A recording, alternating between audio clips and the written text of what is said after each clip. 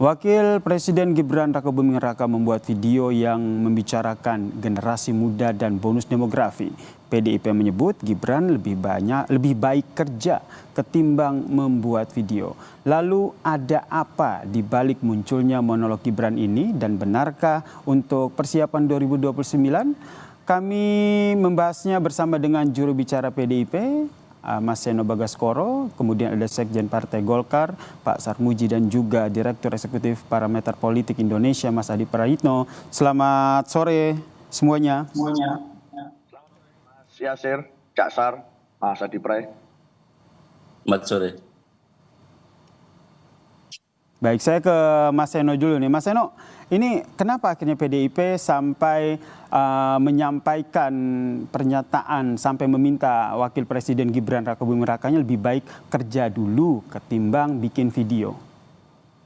Ya biasa saja sebetulnya Mas, tidak ada yang spesifik atau sangat serius kita lakukan suatu tanggapan terkait dengan apa yang dilakukan oleh Pak Wapres Mas Gibran. Bukan tetapi karena memang sebetulnya itu kan juga mengungkapkan apa yang menjadi perbincangan di tengah publik akhir-akhir ini. Betapa tidak misalnya di dalam kasus video Mas Gibran itu kan banyak sekali pembicaraan dari kawan-kawan yang juga mengkritisi dan mempertanyakan motifnya kenapa kok tiba-tiba. Nggak ada di antara kita yang menyalahkan pada saat seorang pejabat publik membicarakan pemikirannya, menyampaikan pikirannya, membuat video, statement, ucapan, dan sebagainya. Nggak ada siapapun yang menyalahkan itu. Tetapi menjadi aneh, tanda tanya gitu ya, konteksnya apa, seperti apa. Karena kalau kita melihat akun YouTube Mas Gibran itu, terakhir mengunggah video kan 9 bulan yang lalu. Lalu di antara 9 bulan itu ada kekosongan lama, vakum, tiba-tiba muncul dalam seminggu terakhir muncul 3 video yang dilakukan secara beruntun selama beberapa hari terakhir. Dan itu mengundang pertanyaan, misalnya, kenapa sih selama ini kan banyak kritik yang muncul kepada Mas Gibran? Kenapa tidak pernah sebagai bagian dari generasi muda itu bertukar pikiran dan berkomunikasi langsung dengan masyarakat dan publik yang mempertanyakan tentang kehadiran dan kinerja Wakil Presiden? Banyak tuh kampus-kampus yang bisa menjadi partner diskusi yang baik. Banyak tuh teman-teman muda yang siap untuk diskusi langsung dengan Pak Wapres gitu. Apalagi di berbagai situasi akhir-akhir ini kan ada yang mengkritik Indonesia gelap, ada yang mengkritik peringatan darurat, ada yang mengkritik macam-macam. Diskursus di tengah publik itu banyak sekali. Lalu kenapa pada saat interval waktu itu tidak ada sama sekali keterangan dari Wapres, tidak ada komunikasi dua arah yang terjadi, lalu tiba-tiba muncul video itu. Apalagi video yang terakhir ada yang merekam di media sosial menyampaikan misalnya loh ini kok like-nya tiba-tiba banyak sekali mendahului view-nya gitu. Nah, jadi ada berbagai hal yang menjadi titik sasaran perbincangan di tengah publik, diskursus di tengah masyarakat. Sehingga kalau kami merespon itu, misalnya ada Bang Deddy Sitorus merespon itu sebetulnya adalah bagian dari ya kita mengetahui apa yang terjadi di tengah publik dan mengamplifikasi itu. Karena sebagai seorang pengambil kebijakan tentu bukan hanya dalam konteks membentuk opini atau memanufaktur citra, tetapi memang tugasnya ganda dan multiple, termasuk merancang kebijakan dan lain sebagainya. Kalau bicara tentang AI, bagaimana misalnya strategi kita dalam merancang AI yang baik ke depan? Bicara tentang hilirisasi, bagaimana bisa memastikan konsep meritokrasi di Indonesia bebas dari nepotisme dan lain sebagainya. Itu konsepnya dari tataran policy, bukan hanya dalam pembentukan opini. Beda sekali dengan misalnya di legislatif. Itu Mas kalau kami. Oke, saya langsung ke Pak Sarmuji nih. Jadi sebenarnya yang ingin disampaikan oleh Gibran Rakabuming Raka ini apa? Ya, pertama secara substansi memang apa yang ingin disampaikan Mas Gibran itu sesuatu yang sangat penting ya. Misalkan tentang bonus demografi. Bonus demografi itu kalau kita salah mengelola itu batal menjadi bonus, bisa menjadi beban, bahkan bisa menjadi bencana demografi. Karena itu apa yang dilakukan oleh Mas Gibran sebagai Wapres, menurut saya usaha untuk memantik kesadaran kolektif masyarakat agar memperhatikan hal yang penting. Memang ini pernah beberapa kali disampaikan oleh para menteri dulu zaman Pak Jokowi. Tetapi isu ini sempat hilang dari peredaran. Karena sangat penting jangan sampai justru isu ini hilang dari peredaran, tidak mendapatkan perhatian serius kita hanya berkutat pada hal-hal yang rutin. Sementara di hadapan kita tersaji tantangan yang sangat besar, yaitu tentang bonus demografi, komposisi demografi kita itu usia produktifnya sangat besar pada tahun 2020, mulai 2025 ini sampai 2040-an. Kalau ini tidak terkelola dengan baik, tentu saja yang rugi adalah bangsa Indonesia. Kalau ini tidak mendapatkan perhatian, tentu yang rugi adalah seluruh rakyat Indonesia.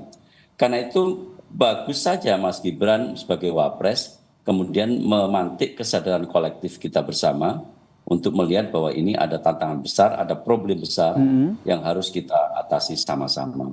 Berarti nggak tiba-tiba begitu ya Pak Sarmuji, seperti yang tadi disampaikan oleh Pak Seno, ini udah 9 bulan kemudian baru nih posting lagi, makanya ditanyakan kok ada apa ini? Kalau urusan postingnya baru sekarang mungkin karena kesibukan nggak sempat posting, ya wajar saja. Saya sendiri punya akun YouTube juga lama sekali nggak saya isi, nunggu Pak Mas Adi Prayitno barangkali ada komentar nanti saya tampilkan di situ. Ini kan momentum saja. Jadi mumpung juga isu ini sudah lama hilang dari peredaran, kalau dipantik sekarang, disosialisasikan sekarang, dikomunikasikan sekarang, ada bagusnya. Jangan sampai isu itu hilang. Oke, saya ke Mas Adi. Mas Adi melihatnya seperti apa ini? Ya saya kira dua hal, ada yang politik dan ada yang substantif. Kan memang dari dulu banyak sekali pihak-pihak yang sebenarnya berharap bahwa Wakil Presiden Republik Indonesia Gibran itu kan juga mampu menyampaikan narasi dan gagasan-gagasan besarnya terkait dengan situasi politik kebangsaan. Baik secara interaktif, mutual understanding, ataupun misalnya disampaikan secara terbuka melalui statement-statement yang sifatnya monolog. Karena memang dulu ada semacam dugaan bahwa Wapres kita, Gibran itu kan tidak bisa bicara, ataupun bicaranya itu tidak sepasih misalnya mantan-mantan para aktivis. Jadi wajar kalau kemudian di tengah tuntutan itu tiba-tiba muncul video monolog dan menyampaikan sebuah gagasan, salah satunya soal bonus demografi, muncullah perdebatan yang cukup panjang.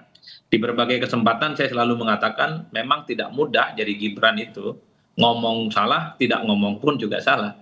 Artinya apa? Memang sejak awal kehadiran Gibran dalam kompetisi politik di 2024 memang menimbulkan kontroversi yang cukup panjang, dimulai dari misalnya konflik politik dengan PDIP, termasuk juga terkait dengan putusan Mahkamah Konstitusi, soal syarat umur presiden dan wakil presiden.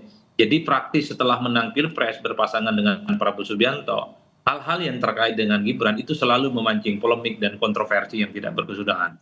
Itu di satu Mas, di situ. Nah yang kedua memang harus diakui secara politik itu kalau kita mau jujur, ini kan juga bagian dari upaya untuk meningkatkan engagement, bagaimana publik semakin terkonfirmasi bahwa Gibran itu adalah wakil presiden yang memang perlu juga diperhitungkan terkait dengan jalan panjang menuju 2029. Karena kalau kita melihat elit-elit partai, orang-orang penting di negara kita, itu kalau melihat gestur dan narasi-narasi politiknya, itu sepertinya memang sebagai upaya untuk menyusun kekuatan politik menuju pertandingan di 2029, entah sebagai calon presiden ataupun sebagai calon wakil presiden. Wajar kalau kemudian ketika video-video monolog yang disampaikan oleh Gibran, itu juga bagian upaya bagaimana publik melihat Gibran ini sedang membangun satu spotlight, selalu membangun diskursus, supaya Gibran itu dikait-kaitkan dengan soal kemungkinannya untuk bisa bertanding nantinya di 2029. Ini adalah dua hal yang menurut saya selalu diperbincangkan, diperhitungkan, dan sampai hari ini itu terus menjadi bergunjingan.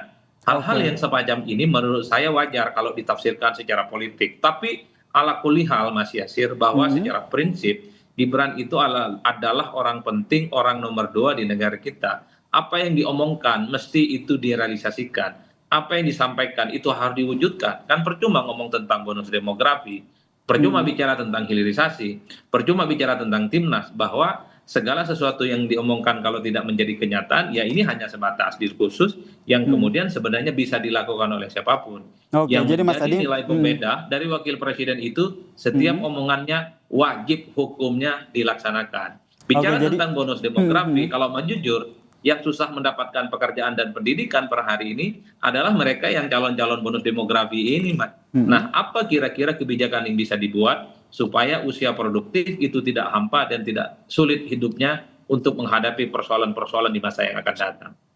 Oke, ini ada dua konteks nih terkait dengan apa yang menjadi esensi dari yang disampaikan, kemudian tentu dikaitkan dengan politiknya. Apalagi tadi disampaikan terkait dengan persiapan pemilu 2029 juga. Ini yang juga ingin saya konfirmasi ke Mas Seno juga ke Pak Sarmuji, sebenarnya apa makna dari video monolog Gibran ini jika kita kaitkan dengan konteks politik saat ini. Tapi kita bahas usai jeda ya, tetaplah bersama kami di Kompas Petang.